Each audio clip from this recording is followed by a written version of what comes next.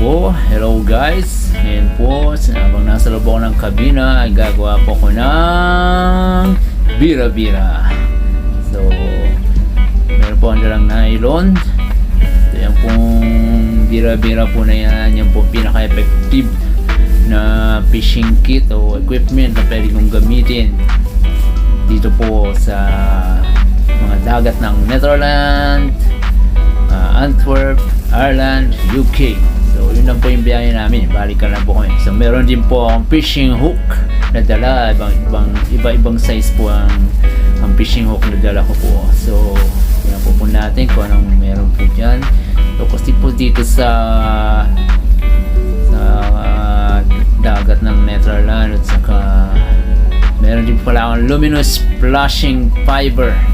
So ayan po yung para po siyang tela, yung mga hibla po niyan ay makikintab, mikinang po yan sa ilalim ng dagat o sa ilalim ng tubig. So naaakit po yung mga isda dyan. So akala nila pagkain, so nalulure sila, diba? So meron po iba't ibang kulay, kaya may pula, ayan, may blue, may puti. So yung isa dala ko parang technicolor yun o kaya rainbow color. So ayan po yung may dala po ako na fishing hook, mustard na fishing hook. So ang size po niya is 570. So medyo maliit po yun, pero hindi yun yung pinakamaliit na hook. So ayan yung nylon po na dinala ko. Kaya po niya na strength po niya, lakas niya na kaya yung buhatin 6 pounds po yun. Meron din po akong nail cutter, nylon tuloy, nail cutter po, ayan. So ayan, manggugupit ako ng kuko hindi po, pang putol po yan na nylon. So ayan po yung malahibla strands po na technicolor po siya, parang rainbow color siya, yung ibang kulay na magkasama. So luminous flashing fiber din po siya. Ito naman yung kulay blue. So meron akong kulay blue, meron akong red, white. So gagawa tayo sa lahat po ng kulay na yan. So ayan, inumpisahan ko na po na tanggalin yung hibla. So para po siyang tela na nakaano na siya, na kailangan mo lang gawin, tanggalin yung mga hibla. So mga ang kinukuha ko dyan mga 10 to 15 pieces na hibla. Medyo marami-rami yun para medyo makapal-kapal yung pagka ikinabit ko siya sa hook. So ayan ho. So unti-unti ko nang tinatanggal, medyo kailangan dahan-dahan, yung pwedeng biglain, baka maputol po yan, diba? O kaya mabuhol siya dun sa maipit. So kaya dahan-dahan, swabe lang, sakto lang pag-aalis, diba? So maramihan yan tinatanggal ko po na yan, hindi lang isa. Kasi pag isa ang tagal, ulit-ulit, tapos pagsasama-sama yun. So maramihan na para pag tanggal mo magkakasama na sila. Ayan, diba? So hinihila ko na siya, hinihila. Ayan, malapit na yan, malapit na papunta sa dulo yan. Ayun, sa dulo na. So konting hila na lang. Ayan na. Ayun, natanggal na. So ayan, kulay blue siya, diba? Maraming strand o hibla, diba? Fiber. Marami siyang kasama na hibla. Nihimas-himas ko siya. Hindi para pagpapapantayin ko sila, kailangan pantay-pantay, diba? O napantay ko na yan. Ang gagawin ko dyan, haluan ko yan ng sasamahan ko pa yan yung technicolor na fiber o na hibla. Yun, hiwalay na yun. Kaya kuha na lang ako siguro mga 3 o 5 piraso, diba? So ayan, pinagpapantay-pantay ko sila. Pag may sumobra, hinuhugot ko, tas ilalagay ko ulit para magpantay-pantay sila, diba? Medyo maano siyang gawin, dapat matalas din mata mo. Ayan na, kakapantay na sila.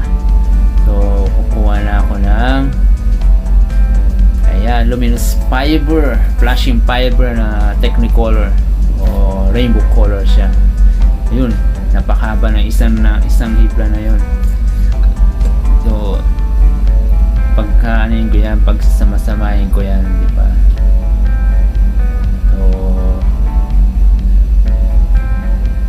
ayan, naayos ko pa ulit siya.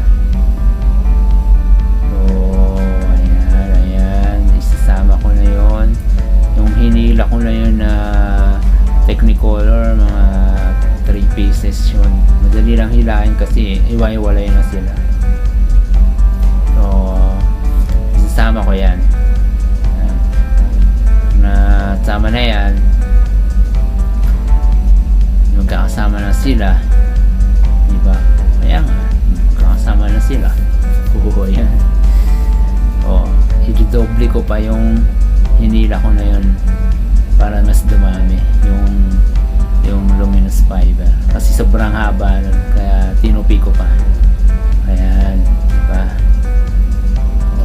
May kasama na siyang Technicolor na luminous flashing fiber, diba? Ayan, so i-attach ko na po yan sa hook, pero kailangan natin uli ng nylon na 6 pounds. So yun uli ang gagamitin natin, number 6, gano'n na lang, diba? Nylon na number 6.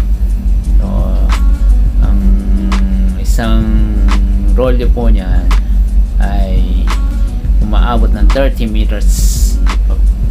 Mga ginagawa ko niyan, tatlong 30 meters na magkakasama yan para maabot yung pinakailalim ng dagat. Minsan gusto kong maabot yung pinakailalim, yung pinaka-bottom,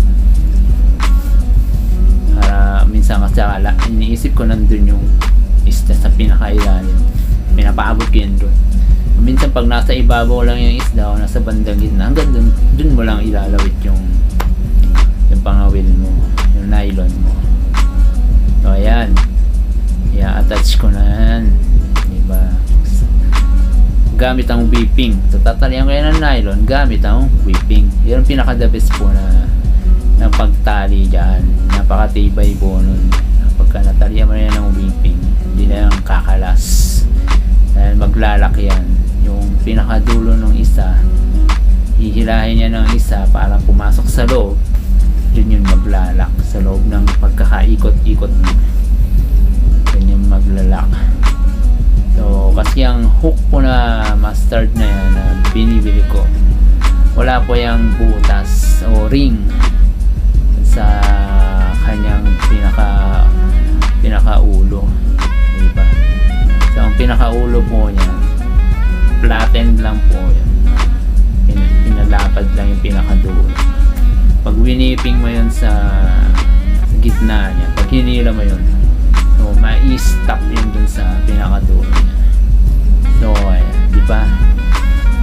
So tayo nyo, natalian ko na siya gamit ang whipping, diba? So ayan, puputuin ko siyempre yung sobrang isang line, para isang line lang yung lalabas na makikita natin. Konti na lang naman yun, umusli na yun. So ayan guys, kape-kape muna, pambihira. Siyempre medyo matagal gawin ito eh. Kaya meron kang kape at snack. Kahit Skyflix, okay na yun. So ayan, diba? Gawin ko yan, putulin ko yung sobrang luminous flashing fiber o yung hibla na makintab na yan, para uslihan ko lang siya ng konti na mas mahaba lang siya sa hook. So yung matitira, diba, gagamitin ko pa rin yan. Mag-ano ulit ako sa iba pang hook. So ayan, mabilis na, paspasan natin dahil matagal itong gawin eh. Baka mainip kayo, ayan na, nakaspasan ko lang. So ayan po guys, so pasan nyo lang mabuti gano'ng karami. So guys, ano po yan, mga ay ang ginawa ko po ay 12 hook. So 12 hook po yung ginawa ko. So